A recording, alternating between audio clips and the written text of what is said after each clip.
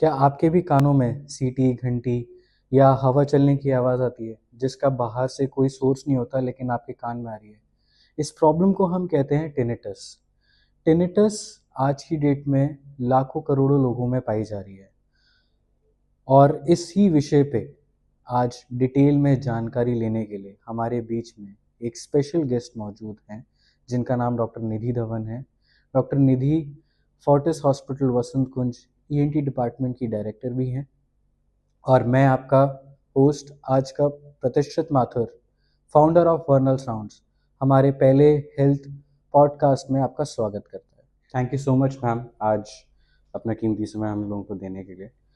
तो जैसे कि हम टिनिटस के बारे में आपसे डिटेल में बात करना चाह रहे थे, मैं आपसे सबसे पहले ये जानना चाहूँगा एक बेसिक क्वेश्चन कि टिनिटस एक्चुअली में होता क्या है? जब आपके पास पेशेंट आता है आप उसको क्या एक्सप्लेन करते हो?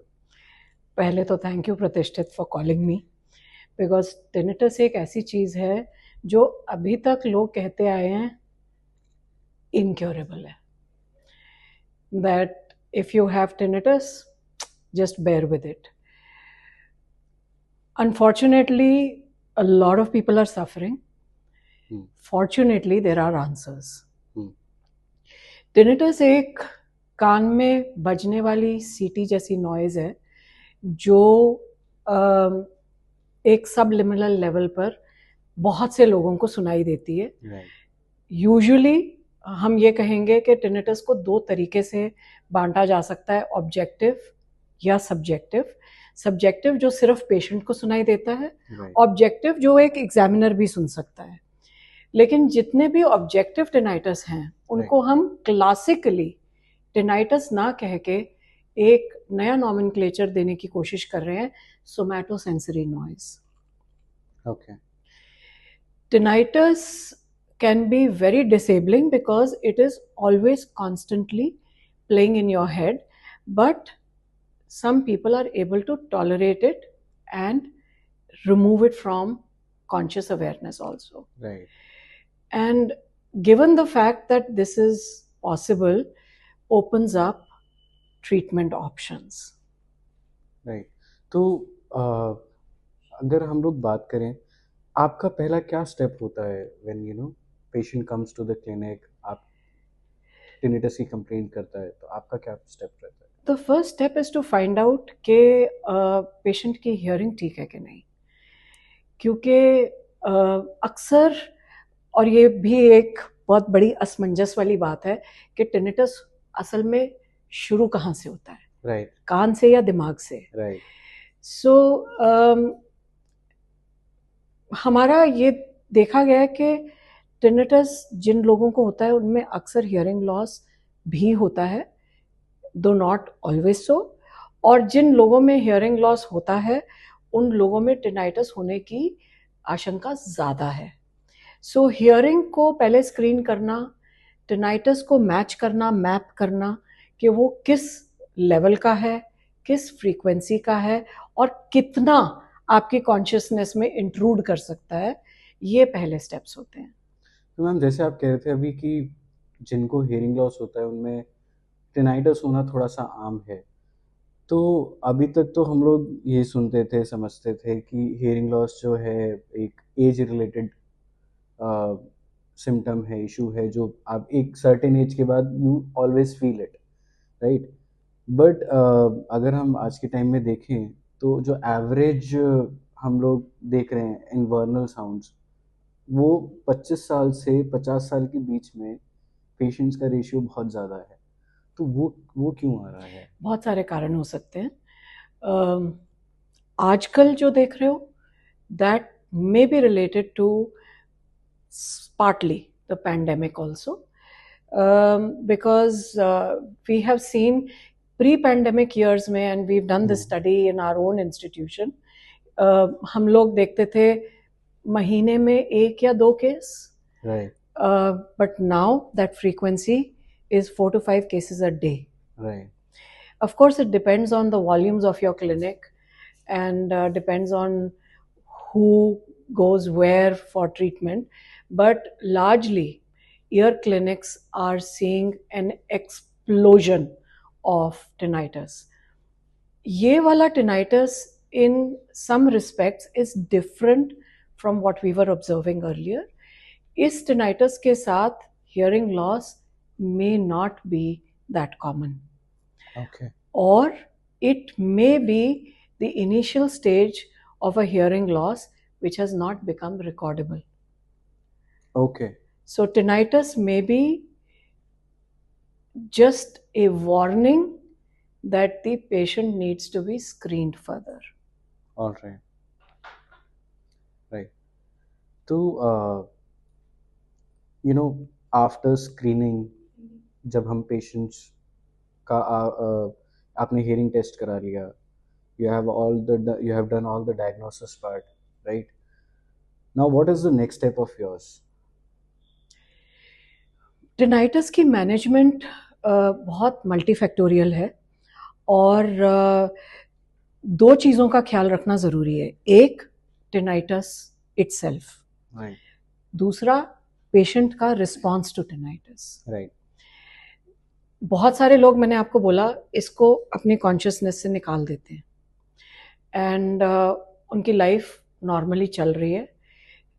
When they feel some other problem, incidentally आपको ये भी कहेंगे कि हाँ मुझे कुछ ये भी सुनाई देता है. But a lot of people are not able to do that.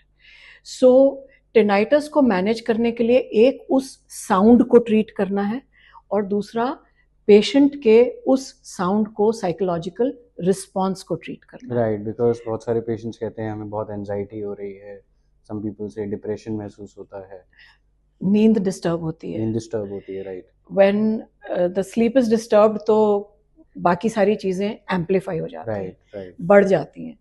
Anxiety बढ़ जाती है, डिप्रेशन बढ़ जाता है, रिकवरी नहीं होती है, फटीग होती है, quality of life is ruined because tinnitus. And लोगों का ये कहना है इसको इग्नोर करो. I mean there was a time when even I used to say कि इतना सब कुछ करने के बाद अगर आप को फायदा नहीं है तो इसको भगवान की आवाज़ मानिए, भगवान आपसे बात कर रहा है. But I have come to a point where मैं अब लोगों को ये कहती हूँ कि ऑप्शंस हैं. अगर ये काम नहीं कर रहा है तो ये कर सकता है, ये नहीं कर रहा है तो ये कर सकता है, ये भी नहीं कर रहा है तो कुछ कॉम्बिनेशन कर सकता है. सो अब ट्रीटमेंट ऑप्शंस हैं. पेशेंट को निराश होने की ज़रूरत नहीं है. राइट. एंड वही मैंने बोला ना कि एक तो है कि साउंड को कैसे ट्रीट करेंगे और दूसरा पेशेंट की निराशा को कैसे ट्रीट करेंगे. तो निराशा को अगर आप ट्रीट करने लग जाओ with a little bit of sympathy and empathy कि हाँ ऑप्शंस हैं और पेशेंट को ये लगे कि मैं कुछ कर सकता हूँ, उसमें ही बहुत सारी चीज़ें हल हो जाती हैं. क्योंकि हम जब पेशेंट्स हमारे पास आते हैं इन्वर्नल साउंड्स, तो हमारा जो एक्सपीरियंस कहता है वो पेशेंट्स इतने ज़्यादा निराश हो रखे होते हैं. अब there could be anything, there could be there search on Google, because on Google there is written there is no treatment of tinnitus. Yes.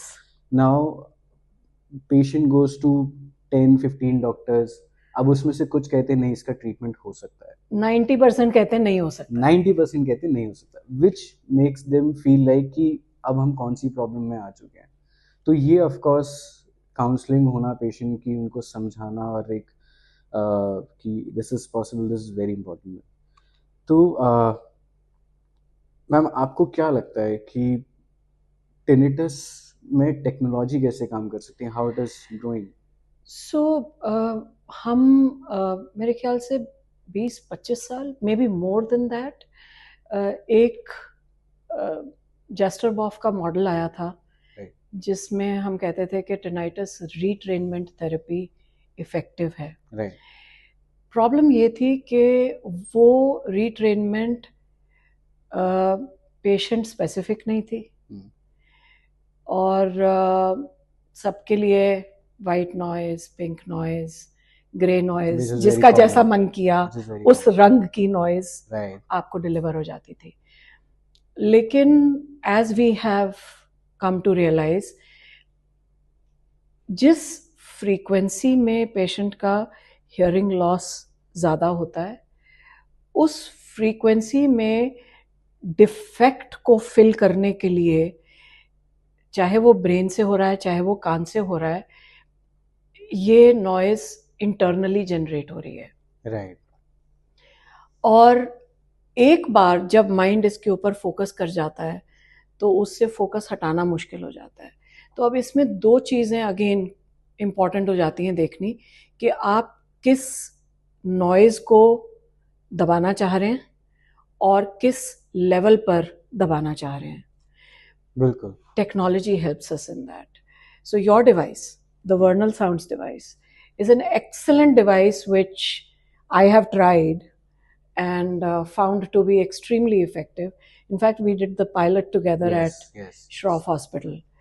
We have seen that if we are able to map कि इस frequency पर, इस level पर, इतनी देर के लिए अगर हम ट्रीटमेंट दें with a simple noise in the ear, तो उससे जो इंटरनल साउंड है वो थोड़ी सी दबनी शुरू हो जाती है। अब वो कैसे दबती है, अगर आप किसी पार्टी में जाते हो और आसपास बहुत शोर हो रहा है तो आपको अपनी बातचीत भी सुनने में मुश्किल होती है। और जब हम बाहर से कोई नॉइज डिलीवर करते हैं तो हम जो वो ऑलरेडी सुन रहा है उसको दबा देते हैं। राइट। किस लेवल पर होगी ये देखना भी जरूरी है, कितनी देर होना है, कितनी देर रहेगी ये देखना भी जरूरी है। जब हमारे पास कोई और ऑप्शन नहीं थी तब तो हम पेशेंट को कहते थे आप इससे कुछ मिलता जुलता सुनिए, राइट, इतनी देर के लिए और इस लेवल पर सुनिए कि जब आप हटाएं तो आपको 30 सेकंड या 40 सेकंड के लिए अंदरूनी आवाज ना सुनाई दे। लेकिन अब टेक्नोलॉजी से ये मैप पॉसिबल है। Right.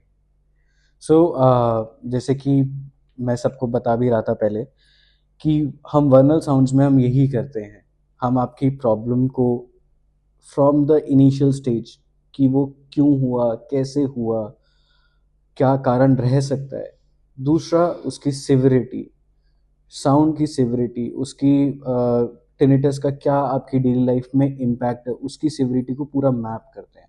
That's what we do and then accordingly we customise everything and then we start with the treatment. और ट्रीटमेंट इट्स वेरी सिंपल, सिर्फ एक साउंड आपको एक पर्टिकुलर टाइम पे एक पर्टिकुलर सेट ऑफ टाइमर के साथ, वॉल्यूम के साथ, taking it for in between set interval of times in a day.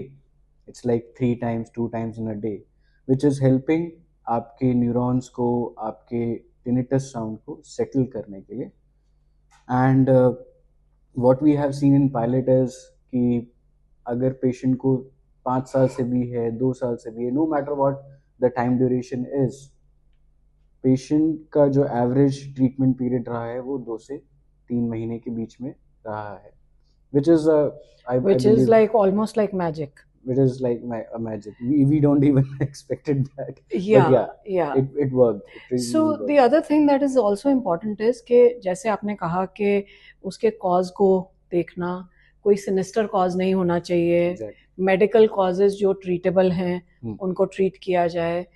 जो कई बारी बहुत ज्यादा जुकाम होने से कान के अंदर जैसे बलगम फंस जाता है, राइट, उससे भी टिनाइटस होता है। अगर फील होता है, हाँ, क्योंकि हैवीनेस फील होती है। अगर आप अपने कान के ऊपर हाथ रखो तो भी आपको एक सन्नाटे की आवाज सी आती है।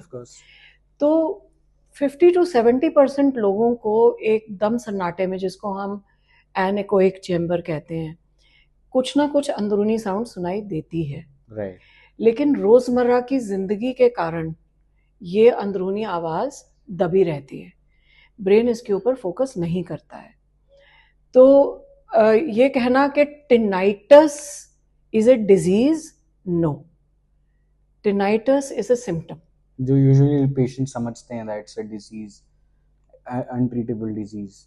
आपको सिर दर्द बुरे चश्मे की वजह से भी हो सकता है, yes. और आपको सिर दर्द साइनस की वजह से भी हो सकता है, और आपको सिर दर्द ट्यूमर की वजह से भी हो सकता है। yes. इसी तरह से जो आवाज है वो अगर रोजमर्रा की जिंदगी में सुनाई दे रही है तो ये देखना जरूरी है कि क्या वो किसी रिस्क फैक्टर के साथ, किसी और हियरिंग लॉस के कारण के साथ एग्जिस्ट कर रही है या नहीं। टिनाइटस एक्चुअली ब्रेन का कॉम्पनसेटरी मैकेनिज्म है, वो सिर्फ एक सिम्टम है। राइट अगर हम उसके आसपास एग्जिस्टिंग कॉजेज को ट्रीट कर पाए राइट और ब्रेन को रीमॉड्यूलेट कर पाए राइट तो टिनाइटस का ट्रीटमेंट ज़्यादा सक्सेसफुल होता है। वेरी ट्रू तो सिर्फ एक चीज़ को देखना या सिर्फ दूसरी चीज़ को देखने से जो अभी तक होता आया है वो होता रहेगा कि टिनाइटस का कोई ट्रीटमेंट नहीं है, right which is not true.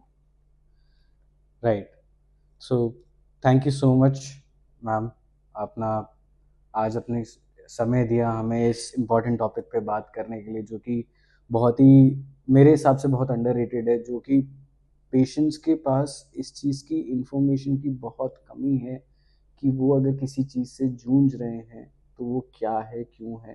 There are many people जो सोचते हैं कि अरे ये तो नॉर्मल चीज़ है, ठीक हो जाती है।